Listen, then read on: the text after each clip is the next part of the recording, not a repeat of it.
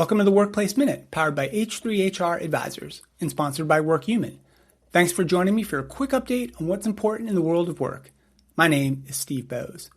Today in the Workplace Minute, we're talking about college majors, career outcomes, and what the latest data tells us about how education is or isn't translating into jobs, job security, and earnings for Gen Z workers entering today's labor market.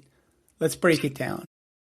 Gen Z grads often walk across their graduation stage with their diplomas and with six-figure salaries in their eyes, but some won't even be making $50,000 annually, even if they chase degrees considered AI-proof and not at risk of automation. While some college majors like liberal arts and performing arts are perhaps unsurprisingly resulting in rock-bottom salaries, other more conservative and stable career pathways are handing out the same dismal pay rates. Post-grad pharmacy majors aged 22 to 27 with only a bachelor's degree earn just $40,000 a year, and that's the lowest median income of all college concentrations, according to a new Federal Reserve Bank of New York report which analyzed 2024 U.S. Census data. And the AI-proof healthcare degree might not even be worth that price tag. Pharmacy's early career payout is thousands of dollars lower than the U.S. median income of $45,000 per year, according to the Census Bureau data. And other Gen Z college graduates are also feeling the pinch, earning less than the average American worker. Theology and religion majors made about $42,000 a year, social services about $43,000 a year, performing arts $44,000 a year, and the liberal arts received about $45,000 in the years following their bachelor's programs.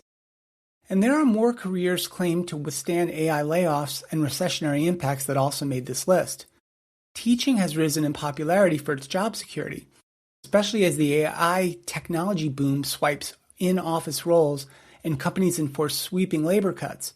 Yet general education at only $45,000 a year and elementary education, also $45,000, were among the worst paid majors after graduation. And Gen Zers who invested 4 years into a biology undergraduate degree, a STEM pathway positioned to be safe in the tech revolution, they also only are making about $45,000 a year. So despite potential low pay, healthcare has still been seen as a fast-growing career path, safe from both AI disruption and recessionary impacts, leading to an increase in interest in job openings within the profession, while other sectors continue to lay off workers in droves. And healthcare is actually one of the key industries expected to grow amidst the United States AI-driven business landscape disruption, according to 2024 research from McKinsey Group. Home health, doctor, and nursing job postings have hit a combined 162% growth since before the pandemic, according to a 2025 report from Indeed. And the report also notes that healthcare is a classic recession-resistant industry because medical care is always in demand. Even Eli Lilly CEO David Rick said that AI is nowhere near curing cancer, despite optimism from other business leaders that the advanced tech will eventually eradicate all diseases. There's no timeline still to remove human workers from the loop in these essential STEM and healthcare professions. Additionally, teaching is growing in popularity among younger graduates in search of better job security. The education sector is the fastest growing industry in the UK, according to a 2024 LinkedIn analysis. And some roles like teachers, lecturers, and learning support assistants have particularly taken off as being some of the most sought-after roles. Over the past 3 years, Teach for America, which is an education nonprofit, also experienced a 43% surge in incoming teachers. And the influx was driven by young workers who see teaching as a career path better shielded from what technology and employment challenges lie ahead. But to button this up, here are the 5 college majors that lead to the lowest median incomes for Gen Z workers with only a bachelor's degree, aged 22 to 27, according to the Fed. Pharmacy, $40,000 a year. Theology and religion, $41,600. Social services, $43,000. Performing arts, $44,000. And general education, $45,000. So what's the takeaway from all this? First, for Gen Z, if you're trying to pick a major or figure out your path, here's the truth. Your major matters, but it's not a guarantee, and it's definitely not a plan. Yes, the data shows that some majors do lead to better outcomes. That's real. but it also shows that a huge percentage of college grads are still underemployed, working in jobs that don't require a degree at all. So clearly, just picking the right major isn't enough anymore. What is enough, or at least what could give you a real shot, is building skills that move with you: communication, problem solving, adaptability, and increasingly the ability to work alongside AI tools. And here's the part that matters most. Experience is now a differentiator.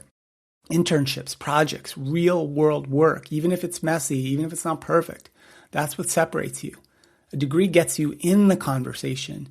More experience might get you the opportunity. And one more thing, your career is simply not going to be linear. Your first job is not your final destination. It's just a first step. So don't over-index on getting the perfect fit right out of the gate. Focus on just getting started and building some momentum.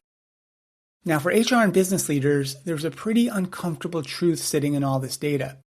If 30, 35, maybe even 40% of college grads are underemployed, that's not just their problem, that's a market inefficiency, and that's really on all of us.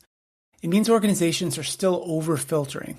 They're still over-relying on degrees and majors and pedigrees as a proxy for capability.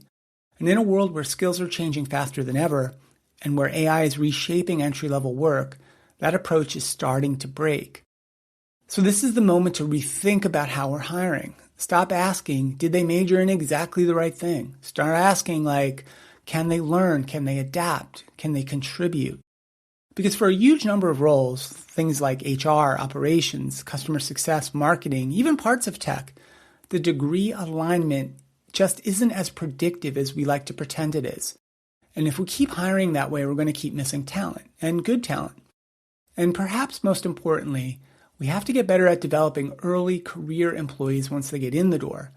Because if AI is eating away at traditional entry-level work, then we can't just expect new hires to figure it out all on their own. We need to be more intentional and more structured and better invested. And the bottom line is that the old model, pick the right major, get the right job, follow the right career path, that model's fading away. What's replacing it is more fluid, more skills-based, and honestly, a little bit more uncertain. But inside that uncertainty, there is an opportunity for individuals who are willing to build, to adapt, and to keep learning. And for organizations that are willing to see talent more broadly than they ever have.